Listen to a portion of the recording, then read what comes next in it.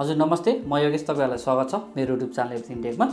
धेरैजना दाजुभाइ दिदीबहिनीहरूले मेसेन्जरमा अथवा कमेन्टमा चाहिँ डिजिटल माइ नम्बर कार्ड बनायो भने चाहिँ अब हाम्रो सबै इन्फर्मेसनहरू अब जापान सरकारमा पुग्छ र हामीलाई पछि केही प्रब्लम हुने हो कि केही गाह्रो हुने हो कि भनेर क्वेसनहरू गर्नुभएको थियो।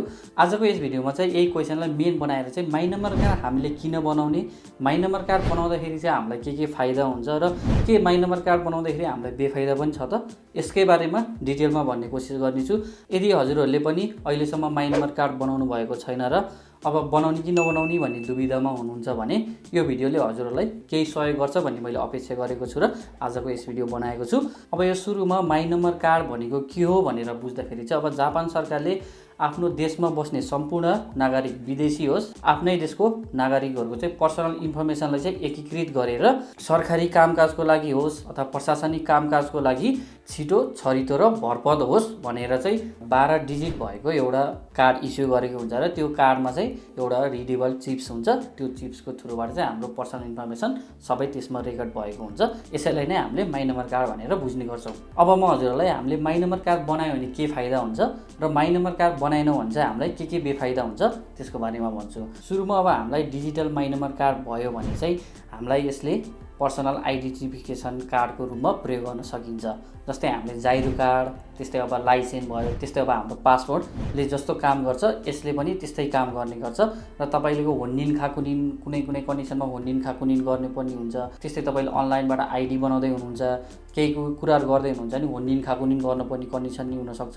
माइ नम्बर कार्डको थ्रुबाट पनि हामीले होन्निन खाकुनिन अथवा पर्सनल आइडेन्टिफिकेसनको काम गर्न सकिन्छ। हामी अब फरेनरको कन्डिसनमा चाहिँ अब हामीले डिजिटल माइ नम्बर कार्डको थ्रुबाट अब हामीले अनलाइनबाटै भिजा रिन्यू गर्न पनि सकिने भएको छ। त्यसको लागि चाहिँ हामीले अब डिजिटल माइ नम्बर कार्ड र हामीले कार्ड रिड गर्ने एउटा डिभाइस चाहिन्छ र अनलाइनबाटै भिजा रिन्यू पनि गर्न सकिन्छ।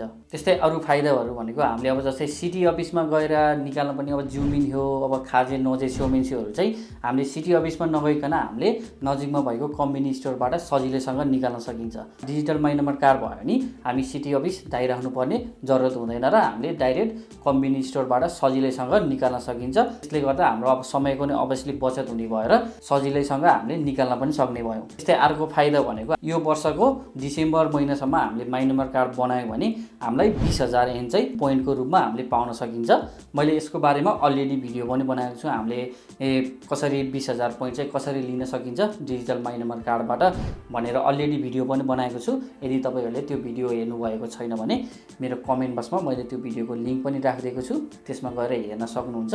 डिजिटल माइ नम्बर कार्डबाट सजिलैसँग 20,000 पोइन्ट लिन सकिन्छ। धेरै दाजुभाइ दिदीबहिनीहरूले अलरेडी लिइसक्नु भएको पनि छ र यदि तपाईँले अझै लिनुभएको छैन भने तपाईँसँग डिजिटल माइ नम्बर कार्ड छ भने सजिलोसँग लिन सक्नुहुन्छ। यदि छैन भने तपाईँले अहिले नै डिजिटल माइ नम्बर कार्ड बनाउँदा एकदम बेटर हुन्छ। त्यस्तै अर्को फाइदा भनेको अब हामीले डिजिटल माइ नम्बर कार्ड छ भने अब हामीले इन्सुरेन्स कार्ड बोकिरहनु पर्दैन। अब सबै कुराहरू डिजिटल माइ नम्बर कार्डमै एड हुने भएकोले अब हामीलाई इन्सुरेन्स कार्डको झन्झट पनि हुँदैन। तब तपाईँले डिजिटल माइ नम्बर कार्ड बनाइसकेपछि डिजिटल माइ नम्बर कार्डलाई एज अ होकेन्सीको रूपमा, एज अ इन्सुरेन्स कार्डको रूपमा हामीले एड गर्नुपर्ने हुन्छ। त्यो एड गरिसकेपछि चाहिँ हाम्रो इन्सुरेन्स कार्डको काम पनि डिजिटल माइ नम्बर कार्डले नै गर्छ। त्यही भएर हामीले अब एउटा कम्पनीबाट अर्को कम्पनीमा जस्तै ट्रान्सफर गरेर गयो भने पहिला काम गरेको कम्पनीको इन्सुरेन्स कार्ड कम्पनी छाडिसकेपछि त्यसले काम गर्दैन। त्यस्तै अर्को कम्पनीमा गइसकेपछि हामीले अर्को नयाँ इन्सुरेन्स कार्ड बनाउनु पर्छ भने तपाईँले यदि डिजिटल माइ नम्बर कार्डबाट एज अ इन्सुरेन्स कार्डको रूपमा तपाईँले एड गर्नुभएको छ भने घरिघरि इन्सुरेन्स कार्ड बनाइराख्नुपर्ने जरुरत हुँदैन।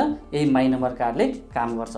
हजुर यो डिजिटल माइ नम्बर कार्डले अब इन्सुरेन्स कार्डको रूपमा पनि काम गर्ने भयो। हामीलाई दुईवटा कार्ड बोकेर हिँड्न पर्ने जरुरत पनि भएन। अब केही वर्षपछि डिजिटल माइ नम्बर कार्ड भएपछि हामीलाई लाइसेन्स पनि बोक्न पर्दैन भनेर भनेको छ, किनकि सबै कुराहरू इन्फर्मेसनहरू डिजिटल माइ नम्बर कार्डमै रजिस्टर गरेर यसले लाइसेन्सको काम पनि गर्छ भनेर भनेको छ। अब केही वर्षपछि छिटै नै लागू हुने भनेर भनेको छ।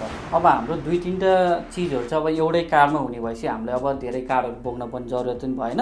सबै कुराहरू एउटै कार्डमा एड हुने भयो। त्यस्तै अरू फाइदाहरू धेरै छन्। अब प्रशासनिक कामको लागि अनलाइनबाटै धेरै कामहरू चाहिँ अब डिजिटल माइ नम्बर कार्डबाट अनलाइनबाटै गर्न सकिन्छ। अब धेरैजना साथीहरूको क्वेसन चाहिँ के छ भने अब डिजिटल माइ नम्बर कार्ड बनाइसकेपछि हाम्रो सबै इन्फर्मेसन चाहिँ अब गभर्नमेन्टसम्म पुग्छ। गभर्नमेन्टसम्म पुगेपछि अब हामीले भिजा रिन्यू गर्ने बेला प्रब्लम हुनसक्छ।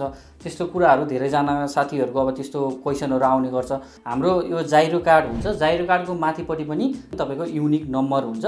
त्यो नम्बरको थ्रुबाट पनि उनीहरूले सबै कुराहरू हाम्रो पर्सनल इन्फर्मेसन सबै राखेको हुन्छ भने हामी जापान आइसकेपछि हामी अब बसेको ठाउँको सिटी अफिसमा गएर हामीले एड्रेस रजिस्टर गर्नुपर्ने हुन्छ। एड्रेस रजिस्टर गरिसकेपछि जापान सरकारले अलरेडी हाम्रो माई नम्बर इस्यु गरिसकेको हुन्छ। त्यही माई नम्बर हामीले बनाए पनि नबनाए पनि हाम्रो माई नम्बर चाहिँ इस्यु गरिदिएको हुन्छ। त्यही भएर हामीले बनाए पनि नबनाए हाम्रो माई नम्बर कार्ड चाहिँ जापान सरकारले अलरेडी बनाइदिएको हुने भएर हाम्रो इन्फर्मेसन सबै लिक हुन्छ भन्ने कुराहरू चाहिँ त्यो त्यति साह्रै जायज हुँदैन जस्तो मलाई लाग्छ। हामीले माई नम्बर कार्ड बनाए पनि नबनाए पनि अलरेडी जापान सरकारसँग हुने गर्छ। यसले गर्दाखेरि हामीले माई नम्बर कार्ड बनाउँदाखेरि फाइदा हुन्छ। यिनीहरू त भयो अब माई नम्बर कार्डको फाइदाहरू। माई नम्बर कार्डको धेरै फाइदाहरू छ। अब त्यस्तै अब बेफाइदा पनि केही बेफाइदाहरू पनि छ। जस्तै हाम्रो सबै इन्फर्मेसन एउटै कार्डमा भएको कारणले गर्दाखेरि हरायो भने हामीलाई गाह्रो हुन सक्छ। त्यस्तै यो डिजिटल माई नम्बर कार्ड भएकोले 4 डिजिटको पासवर्ड राख्नुपर्ने हुन्छ। यदि तपाईँको पासवर्ड कसैले थाहा पाएर यसलाई मिसयुज गर्ने चान्स पनि हुन्छ। त्यही भएर सकेसम्म पासवर्ड चाहिँ अरूलाई नदिकन आफैले सेक्युर तरिकाले राख्नु र नबिर्सिने पासवर्ड राख्दा बेटर हुन्छ। अब यस्तै कुराहरू चाहिँ अलिकति सचेत हुन पर्यो। अरू कसैले हाम्रो माई नम्बर कार्डलाई मिसयुज नगर्नको लागि चाहिँ हामी आफै सचेत हुन जरुरी हुन्छ। र अहिले अब माई नम्बर कार्ड बनाउँदिन भन्नुभयो भने पनि 2024 सम्म जसरी पनि बनाउनै पर्छ।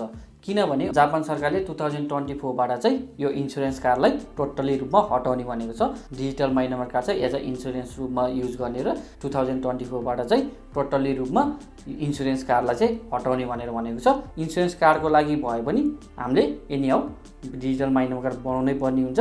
यदि बनाउनु छ अहिले नै बनाउँदा बेटर हुन्छ। किनभने यो वर्षको अन्तिमसम्म चाहिँ डिजिटल माई नम्बर कार्ड बनाए बापत 20,000 पोइन्ट दिन्छ। त्यही भएर हामीले अहिले नै बनाउँदा बेटर हुन्छ। पछि बनाउँदाखेरि हामीले 20,000 पोइन्ट नपाउन सक्छौँ। त्यही भएर बनाउनु छ अहिले नै बनाउनु भयो भने हामीलाई 20,000 पोइन्ट पनि आउँछ र पछि फ्युचरमा जसरी भयो भने हामीलाई चाहिने नै भएको कारणले गर्दाखेरि अहिले नै बनाउँदा बेटर हुन्छ जस्तो मलाई लाग्छ। हजुर, आजको भिडियो यति नै। यदि हजुरहरूलाई डिजिटल माई नम्बर कार्डसँग रिलेटेड कुनै क्वेसनहरू छ भने प्लिज मलाई कमेन्ट बक्समा कमेन्ट गर्न सक्नुहुन्छ।